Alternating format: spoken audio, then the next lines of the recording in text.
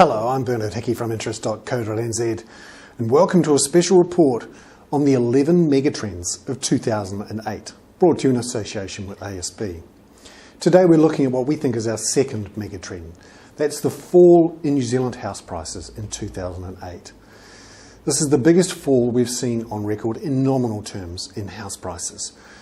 In real terms, it's still quite large, maybe not as large as we saw in 1975, but it's a significant downturn in the housing market.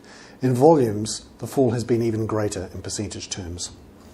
Currently, prices are down 4.1% from their peak in November last year, something that most people back then wouldn't have admitted or thought would happen. Some people have forecast that it will fall even further, including us. Firstly, let's look at the reasons why house prices have fallen.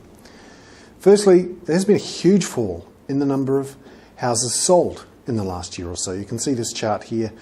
We're looking at the median house price, down slightly, and then this chart here showing the number of houses sold nationally, down from around 8,000 to 10,000 houses sold to around 4,000 to 5,000 houses sold per month.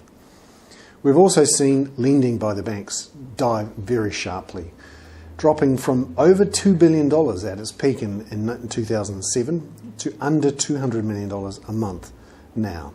We're also seeing a tightening of lending criteria. You now need 20% deposits to be able to afford a home, ruling out many property investors and also first home buyers. This has all helped cause the collapse of finance companies, which has again withdrawn new lending into the market. We're seeing less of the new developments going through as finance companies fail and the development funding these properties we're expecting fails as well. We're also seeing the number of days to sell jump quite sharply from around 25-30 last year to over 40, close to 50 on some occasions. You'll see here this chart, a big jump in the number of days to sell. We're seeing the growth too of the Mortgagee sale phenomenon. Those numbers have doubled in the last year, as particularly finance companies put property developers and undeveloped section owners up for Mortgagee sale.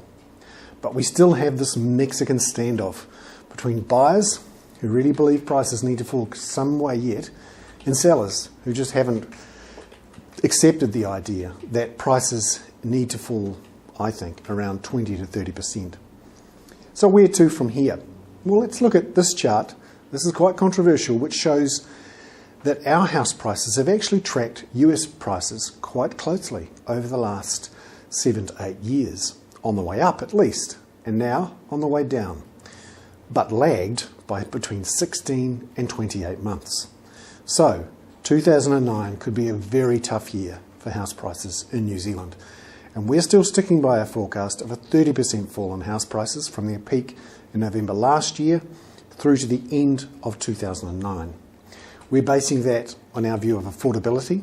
For most people, it's still unaffordable to buy a house in New Zealand, and also because of the deleveraging tsunami that's sweeping the globe. It's now much more difficult to get a new loan to buy a house in New Zealand or anywhere for that matter. I'm Bernard Hickey. That was the second of the big mega trends of 2008, brought to you in association with ASB.